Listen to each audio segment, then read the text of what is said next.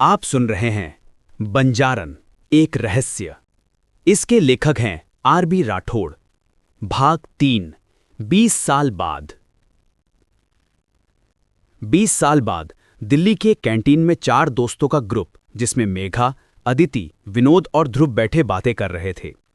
यार, अब कॉलेज तो कंप्लीट हो गया, अब आगे का क्या प्लान है तुम लोगों का? अदिति ने कहा। इस पर मेघा ने ध्रुव की तरफ देखते हुए कहा, ध्रुव से शादी करने का। इस पर विनोद ने कहा, लो यार, ये फिर शुरू हो गई। विनोद, अदिति और मेघा हंसने लगे और ध्रुव किसी सोच में खोया हुआ था। यार, ध्रुव कहाँ खोया हुआ है? विनोद ने ध्रुव को हिलाते हुए पूछा। इस पर ध्रुव ने कहा, कुछ नहीं यार, बस मॉम की याद आ गई थी। मेघा ने ध्रुव के हाथ पर अपना हाथ रखा और उसकी तरफ प्यार से स्माइल किया। फिर अदिति ने विनोद से पूछा, तुम्हारा क्या प्लान है विनोद?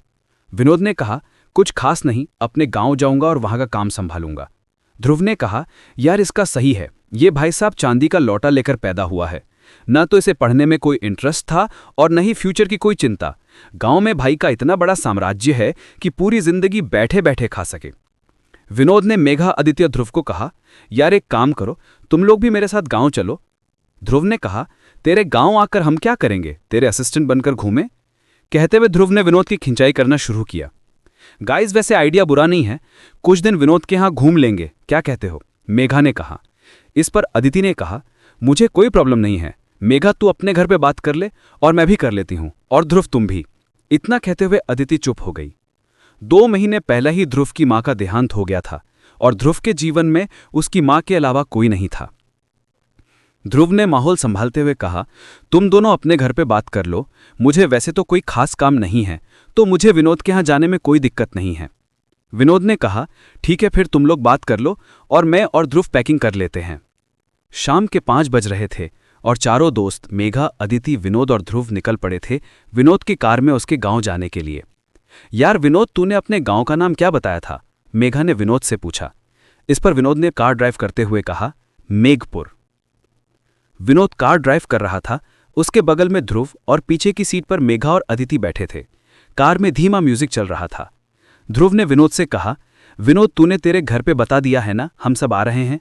विनोद ने कहा, हाँ भाई, मैंने माँ को कॉल किया था और बता दिया है, और माँ को मैंने हम सब के बारे में भी बताया हुआ है, इसलिए टेंशन मत लो। अदिति ने कहा, मतलब तुमने हम दोनों के बारे में भी बताया है? विनोद ने कहा, हाँ, और माँ ने कहा है कि वो तुझसे मिलना चाहती है।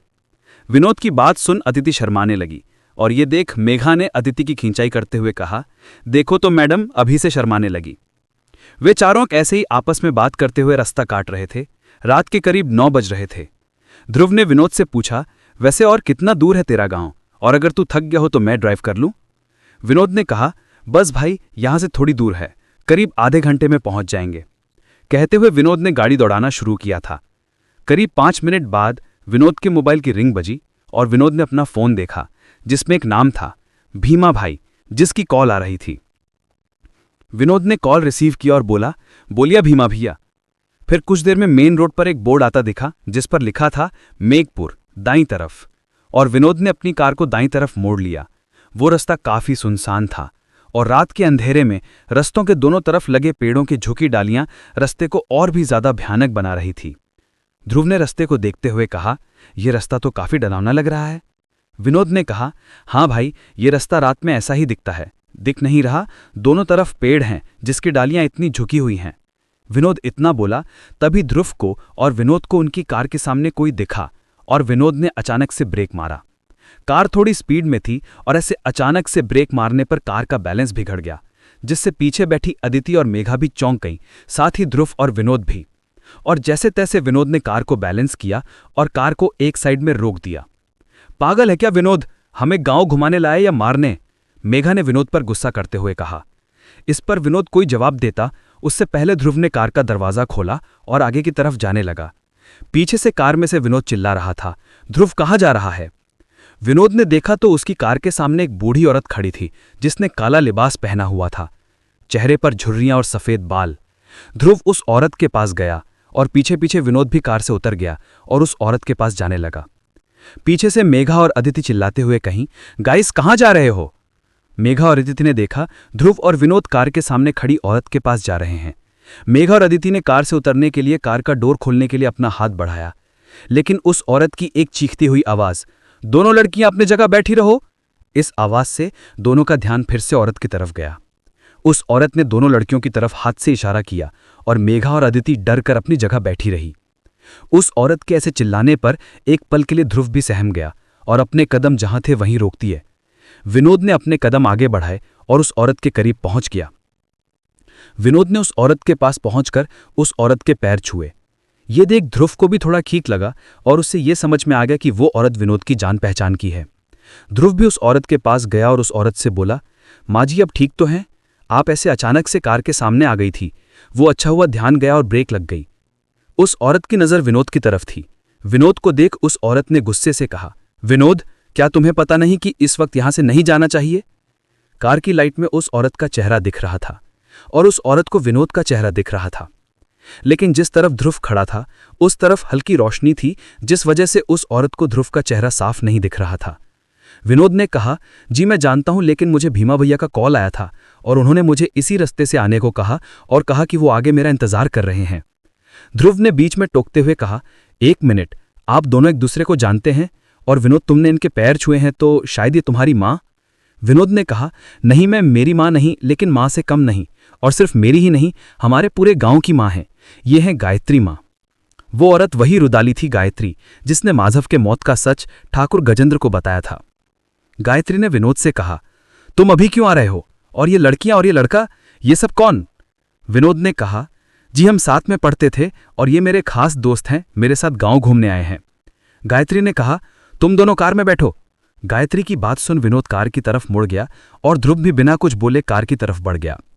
दोनों कार में बैठ गए और कार की लाइट में गायत्री को सभी के चेहरे साफ दिखे, जिसमें विनोद, ध्रुव, अदिति और मेघा के चेहरे अब गायत्री को साफ दिख रहे थे। गायत्री ने ध्रुव के चेहरे को देखा और गायत्री के चेहरे पर एक पल में डर और खुशी के भाव एक साथ आ गए। गायत्री को समझ नहीं आ रहा था वो क्या बोले। गायत्री ने ध्रुव के पास आकर बोला, तुमने मुझसे पूछा था कि मैं ठीक तो हूं? ध्रुव ने सिर्फ हाँ में सर हिलाया और गायत्री ने ध्रुव की तरफ देखकर कहा, मैं तो ठीक हूं, क्या तुम ठीक हो? गायत्री की बात ध्रुव को अजीब लगी, पर ध्रुव ने ज्यादा ध्यान नहीं दिया और बोला, जी बस भगवान की कृपा है कि एक्सीडेंट नहीं हुआ और सलामत हैं। ध्रुव की बात सुन गायत्री के चेहरे पर मुस्कान आ गई और गायत्री ने विनोद की तरफ देखकर कहा, विनोद अब तुम जाओ, भीमा तुम्हारा इंतजार कर रहा है। विनोद ने कार आगे बढ़ा दी। पीछे बैठी मेघा और अदिति ने एक साथ विनोद से कहा, यह सब क्या था? विनोद ने कहा, लंबी कहानी है, बाद में बताऊंगा। अदिति ने कहा, बाद में क्यों, अभी क्यों नहीं? और वो औरत कितनी अजीब थी? इस पर ध्रुव ने कहा, अदिति ये मत भूलो कि हम गांव में आए हैं और गांव में ऐसे दिखना सामान्य है। मेघा ने कहा, ध्रुव तुम जो कह रहे हो वो सही है, लेकिन इनका लुक काफी स्ट्रेंज था। तुमने देखा नहीं जब हम दोनों कार से उतरने वाले थे तब वो कैसे चिल्लाई थी? मेघा की बात पर ध्रुव ने बहुत शांत स्वर में जवाब दिया, उन्होंने जो किया वो सही था। अदिति ने पूछा, सही था मतलब? और तुम उन्हें जानते भी नहीं तो तुम्हें ऐसा क्यों लगता है? ध्रुव ने कहा, इस तरह के सुनसान रास्ते पर अक्सर रात होने के बाद बुरी शक्तियां घूमती हैं और ऐसी शक्तियों का ज्यादा का टारगेट लड़कियां होती हैं, और स्पेशली तब जब उनके बाल खुले हों और परफ्यूम लगाया हो। एकाएक विनोद की कार फिर से रोक दी। ये देख अदिति मेघा ने गुस्से से विनोद से कहा, अब क्या हुआ? ध्रुव, जिसका ध्यान अपनी मोबाइल स्क्रीन पर था, उसने विनोद की तरफ देखा। विनोद एक टक सामने की तरफ देख रहा था। उन तीनों ने भी कार से सामने की तरफ देखा और चारों ने चौंकते हुए एक साथ कहा, ऐसा कैसे हो सकता है? आखिर ऐसा क्या देख लिया उन चारों ने? जानने के लिए चैनल पर बने रहें और सब्सक्राइब करना ना भूलें।